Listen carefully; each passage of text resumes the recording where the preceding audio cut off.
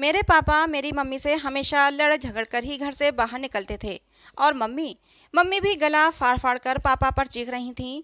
मैं बाहर आंगन में बैठी थी, अपने सेकेंड ईयर की एग्जाम की तैयारी कर रही थी। मेरा दिल एकदम से पढ़ाई से उचट गया था। पापा अपनी लड़ाई में मुझे घसीट लेते थे। हमेशा की तरह आज फिर मुझे मनहूस कहकर गए थे। मेरा दिल चूर चूर हो गया था। मैं सोच रही थी कि सीरियलों में तो दिखाया जाता है कि पिता अपनी इकलौती संतान पर जान निछावर कर देते हैं, मगर यहाँ तो कुछ अलग ही किस्सा था। मेरा बाप मुझे मनहूस कहता तो मम्मी गुस्से में आकर कहती, भगवान से प्रार्थना करो कि वो मर जाए, ख़त्म हो जाए, तुम्हारी ज़िंदगी में मेरी बेटी चांदनी का मनहूस साया न पड़े। मैंने ऐसी ज़िंदगी जीकर करना भी क्या था, एक दादी की कसर ही रह जाती। जैसे ही पापा घर से बाहर निकलते तो फिर दादी का पुराण शुरू हो जाता, ऐसे कर दिया वैसे कर दिया। मैं बहुत परेशान हो गई थी। हमारा घर एक युद्ध के मैदान से कम नहीं था। लोग अपनी अपनी छतों पर खड़े होकर सास बहू की लड़ाई से ऐसे मजे उठाते जैसे कोई थिएटर में फिल्म चल रही हो। मैं तंग आ चुकी थी इन सब झगड़ों से। दादी मम्मी को कोसने लग जाती और कहती, मैं तुझे तो छुड़वा कर ही रहूंगी और मैं अपने बेटे की दूसरी शादी करवा कर रहूंगी। तूने बहुत ऐश कर ली और मेरे बेटे की कमाई खा खा कर बहुत चर्बी तुझे चढ़ गई है। फिर मम्मी और दादी की तू मैं शुरू हो जाती थी और वो शाम तक चलती रहती। मुझे दादी की एक बात पर बहुत हंसी आती। मैंने अपनी मम्मी को कभी अपने ऊपर 1 रुपया भी खर्च करते नहीं देखा था। ऐश करना तो बहुत दूर की बात है। मम्मी मेरे पास आई तो मैं अपने ख्यालों से चौंक गई थी। उन्होंने अपने दुपट्टे से बंधे हुए गांठें खोलकर मुझे कुछ पैसे थमा दिए और बोली, जा बेटा, दुकान से 1 किलो बाजरे का आटा ला दो। बाजरे की रोटी तेरे पापा बहुत शौक से खाते हैं। मैंने मम्मी से पैसे लिए और चप्पल पहनकर बाहर की तरफ चल दी थी। मैं ये सोच रही थी कि मम्मी हर रोज मुझसे बाजरे का आटा क्यों मंगवाती हैं, जब उन्होंने पकानी ही नहीं होती। मम्मी पता नहीं उन आटों का क्या करती थीं। मुझे तो यही लगता था कि घर के टेंशन वाले माहौल से मुझे दूर करने के लिए बाहर भेजती थीं, ताकि मेरा मूड फ्रेश हो जाए, सुकून की सांसें ले सकूं। मेरी मम्मी साधारण औरत थीं, सारा दिन काम में लगी रहतीं, मगर उनसे कोई भी खुश नहीं था। और उनकी गलती ये थी कि वो पापा को बेटा नहीं दे सकती थीं। मेरी पैदाइश के बाद मम्मी को कुछ ऐसी बीमारी लग गई थी कि मम्मी अब दोबारा कभी बच्चा पैदा नहीं कर सकती थीं। इस बात से पापा मम्मी को मनहूस कहते थे। मेरे पापा बिल्कुल मनमौजी इंसान थे। उन्होंने घर के बाहर अपनी दिलचस्पी का बड़ा सामान कर रखा था। वो घर में मम्मी के साथ ठीक रहते, मगर जिस दिन दादी पापा से अपनी चाह बता देती कि एक पोता होता तो बहुत अच्छा होता, और फिर मेरे पापा को बेटे की फिक्र दिमाग में डाल देती थीं। वो बहुत परेशान हो जाते थे। दादी उनसे कहती थीं, अरे दिनेश, तेरे बाद हमारी नस्ल ख़त्म हो जाएगी। तू कब तक इस मनहूस औरत के पल्लू से बंद कर रहेगा? मैं तेरी दूसरी शादी करवा दूंगी। दादी के पास से पापा उठकर कमरे में चले जाते, मम्मी को डांटने लगते थे। पहले मम्मी चुप रहा करती थीं, मगर अब बोलने लगी थीं। इस तरह लड़ाई अब जोर पकड़ने लग गई थी। इस लड़ाई की वजह से मैं बहुत दिमागी डिप्रेशन में रहने लगी थी। यूं ही दिन गुजरते जा रहे थे। एक दिन मैं कॉलेज से घर वापस आई तो मम्मी को आंगन में फूट फूट कर रोते देखा था। मैं बहुत घबराई।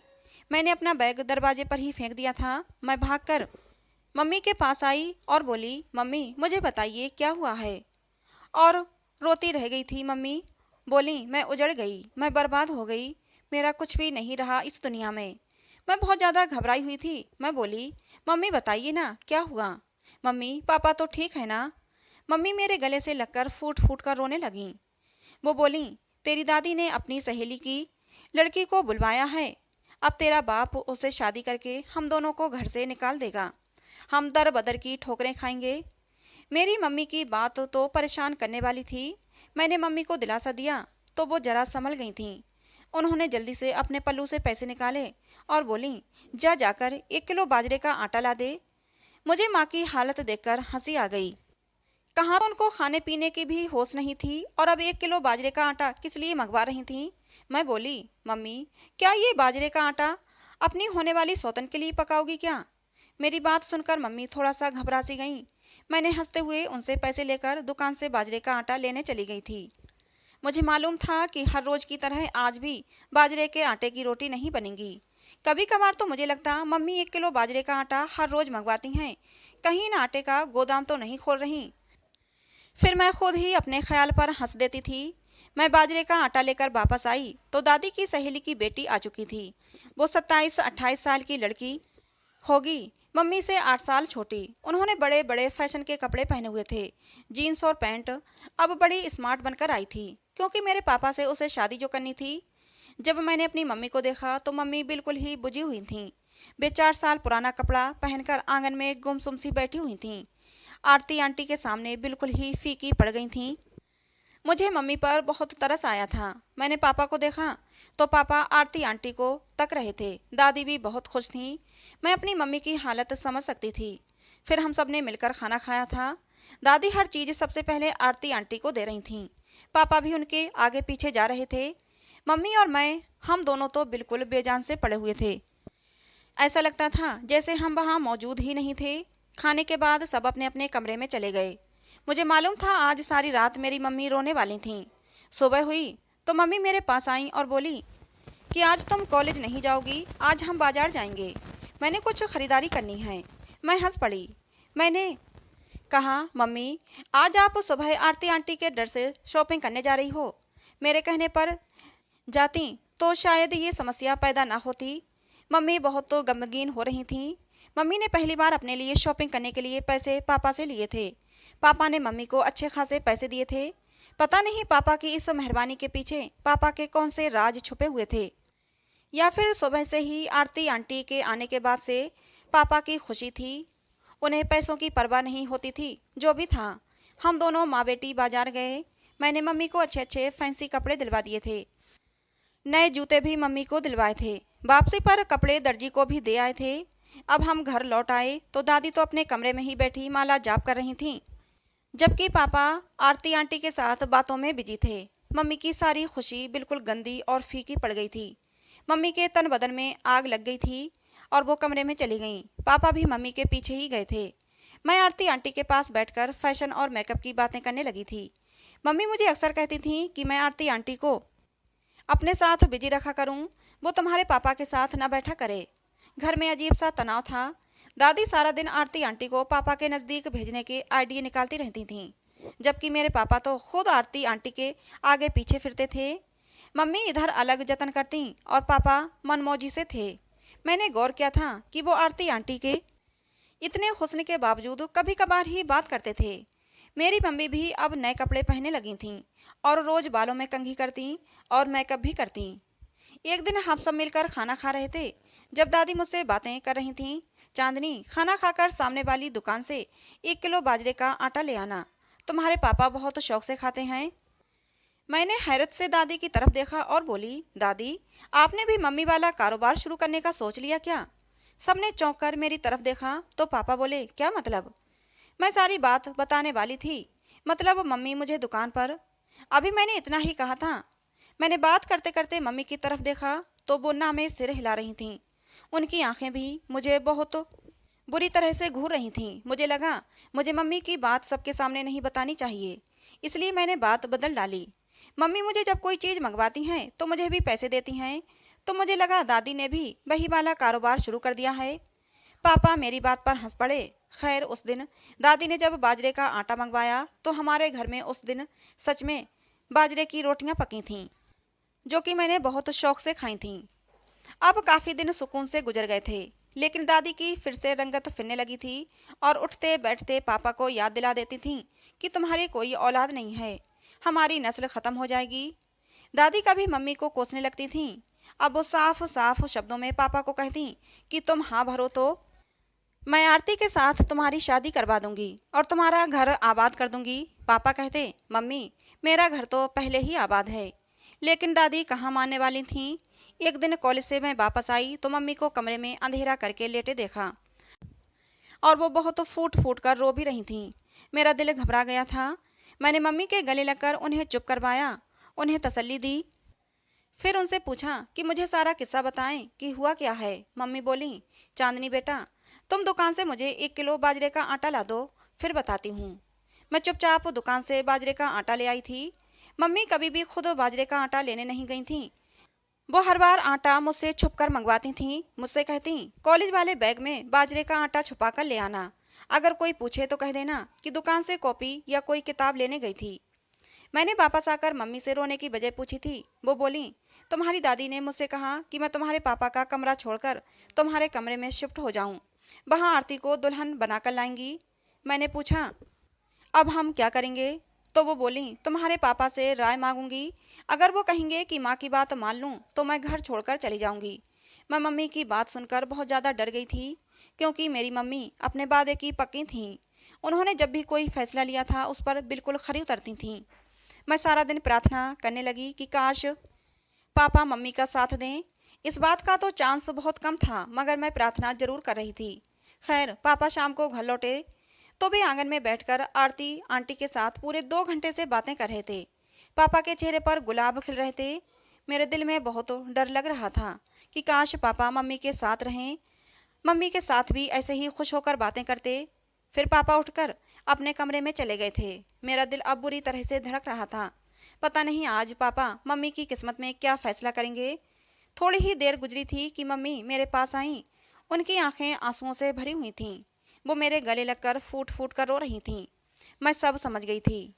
मम्मी, अब मैं भी आपके साथ जाऊंगी, मुझे इस घर में नहीं रहना। मैंने अपना फैसला सुना दिया। तब मेरी मम्मी मुझसे जुदा होकर बोली, अरे पागल, आज तेरे पापा ने मेरी लाज रख ली है। उन्होंने मेरी नज़रों में मेरा मर्तबा ऊपर कर दिया। मैंने उनको तुम्हारी दादी की बात बताई तो वो बोले, माँ का तो दिमाग चल गया है, तुम बिल्कुल भी परेशान मत होना। मैं खुशी से झूम उठी थी। मेरे दिल से मानो बोझ उतर गया था। लेकिन ये खुशी भी ज़्यादा दिन टिकने वाली नहीं थी। इस वाक्य के कुछ दिन बाद ही पापा आरती आंटी को शॉपिंग करवाने ले गए थे। वे उनके साथ जॉगिंग करने निकल जाते थे। इधर मम्मी सूख सूख कर कांटा हो जाती थीं। मम्मी की जिंदगी अब तो सारा दिन पापा की जासूसी करते निकल जाती थी, या फिर मुझे बाजरे का आटा लाने के लिए भेजने में गुजरती थी। अब घर के हालात बिगड़ने लगे थे। अब तो आरती आंटी ने साफ शब्दों में दादी से कह दिया था कि दिनेश ने अगर अगले हफ्ते मुझसे शादी नहीं की तो मैं वापस चली जाऊंगी। आखिर कब तक मैं यहाँ इंतजार में बैठी रहूंगी? आरती आंटी की बात सुनकर दादी बहुत परेशान हो गई थीं। इसीलिए मम्मी की वे दुश्मन बन चुकी थीं। उस दिन तो इतवार था, मैं घर पर ही थी। दादी सुबह से मम्मी के साथ चोंच लड़ा रही थीं। मैं अपनी मम्मी का काम निपटाकर कमरे में जाकर लेट गई थी। पहले तो दादी गंदी गंदी गालियां दे रही थीं। मम्मी को तंग कर रही थीं कि दिनेश का कमरा खाली कर दो, नहीं तो मैं तुम्हें कमरे से नहीं बल्कि उसकी ज़िंदगी से भी निकाल दूंगी। मम्मी कुछ ना बोली तो दादी कमरे में घुसकर मम्मी का सामान कमरे से बाहर फेंकने लगी थीं। अब मुझे भी दादी पर बहुत गुस्सा आ गया था। मैं मम्मी के कमरे में चली गई और मम्मी पर ही गुस्सा करने लगी कि वो दादी को उनकी हद में क्यों नहीं रखती। मम्मी ने मुझे कहा कि मैं सब संभाल लूंगी, तुम बस मुझे 1 किलो बाजरे का आटा ला दो। मैं वहाँ से उठी मैं वहाँ से उठी, चप्पल पहनी और आटा लेने के लिए निकल पड़ी। आज मैंने आटा लेकर बैग में डालने ही वाली थी कि मुझे पन्नी कुछ फटी हुई महसूस हुई, लेकिन मुझे घर की फिक्र थी। मैंने ऐसे ही अपने बैग में उसे डाल लिया। आधे रास्ते तक आ गई तो मुझे बैग में कुछ उछलता हुआ महसूस हुआ। मुझे बहुत तो डर लगा। जब मैंने बैग खोला तो उसमें एक पक्षी पड़ा हुआ था। मेरी तो जैसे डर के मारे रूह तक कांप गई कि मैंने वो पक्षी सड़क पर ही फेंक दिया और खुद घर आने के बजाय पापा की स्टेशनरी पर चली गई थी। पापा की स्टेशनरी की दुकान हमारे घर से थोड़ी ही दूरी पर थी। वो मुझे देखकर परेशान हो गए थे। मैंने उनको अपने साथ घर चलने को कहा था। वो बिना कुछ कहे मेरे साथ चल पड़े थे। इधर पापा ने घर का दरवाज़ा खोला ही था कि मम्मी कटी हुई मछली की तरह डोलने लगी थीं। जब पापा ने आगे बढ़कर उन्हें थाम लिया था, पापा ने हम दोनों माँ बेटी का हाथ पकड़कर घर में ले गए। दादी फिर शेरनी बनी हुई थीं। वो चीखने लगी थीं, दिनेश, अभी और इसी वक्त तू अपनी पत्नी को घर से निकाल दे। इसने तेरी माँ की बेइज्जती की थी। दादी की बात सुनकर पापा बोले, पहले यकीनन आपने ही कुछ कहा होगा। पापा की बात सुनकर तो दादी का पारा और हाई हो गया। वो बोली, मैंने सिर्फ उससे इतना कहा था कि तुम्हारा कमरा खाली कर दे। इस कमरे को मैंने आरती के लिए सेट करना है। कल तुम दोनों की शादी करवा दूंगी।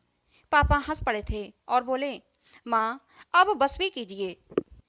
फिर आरती आंटी से बोले, आरती, आप इस घर की मेहमान हो, आपके साथ वक्त भी बहुत अच्छा गुजरा, लेकिन अब अच्छा नहीं लगता। मगर मेरी मजबूरी बन गई है कि मैं आपसे कहूँ कि अब आप हमारे घर से चले जाएं। मुझे बिल्कुल अच्छा नहीं लगता। आपकी वजह से हमारे घर का माहौल ख़राब हुआ है।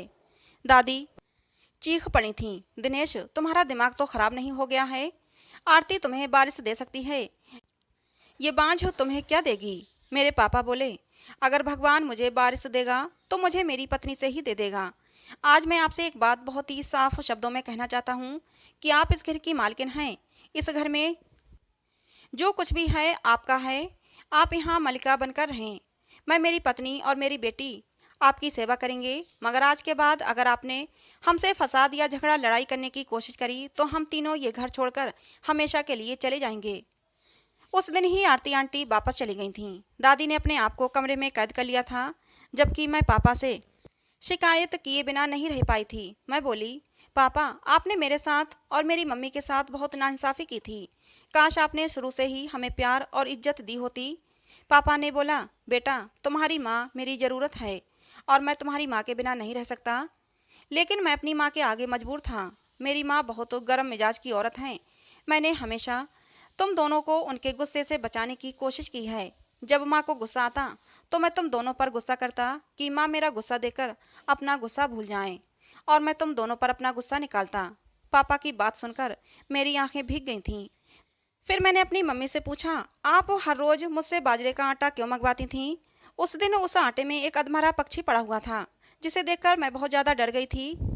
इतना तो मैं जानती हूँ कि दुकानदार इतनी बड़ी गलती नहीं कर सकता कि आटे के बजाय पक्षी दे दिया। उसमें ज़रूर कोई राज छुपा है। आप मुझे बताइए, वो परिंदा वहाँ क्या कर रहा था? मेरी मम्मी मेरी बात सुनकर अब बहुत घबरा चुकी थीं, मगर उनके पास सच बोलने के सिवा कोई चारा नहीं था।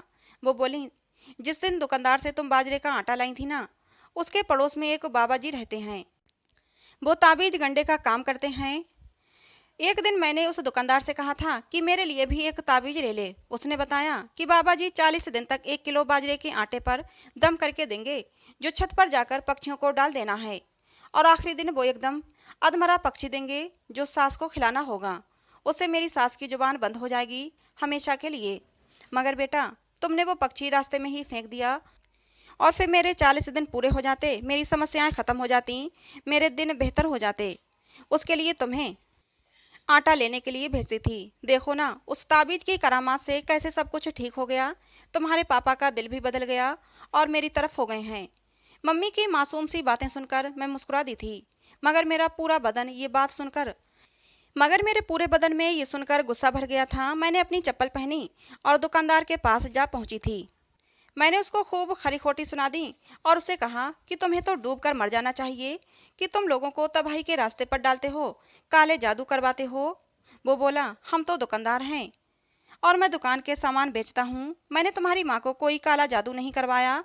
मैं तो खुद उनके मुँह से काले जादू का सुनकर परेशान हो गया था। मैंने तो बस उनसे इतना कहा था कि आपका काम हो जाएगा, लेकिन उसके लिए आपको 40 दिन तक ना पति से लड़ना है और ना ही सास से। आप खुद ही सोचें, अगर कोई औरत 40 दिन तक घर वालों से नहीं लड़ेगी तो घर वाले उसे क्यों लड़ेंगे? वो भी इंसान बन जाएंगे। मुझे नहीं मालूम कि ये ताबीज से कुछ होता भी है या नहीं। मैं दुकानदार की सोच से सहमत थी। उसने कैसे अपने आप को सारी समस्याओं से बचा लिया था। उसने मम्मी को कितनी समझदारी की बात बताई थी।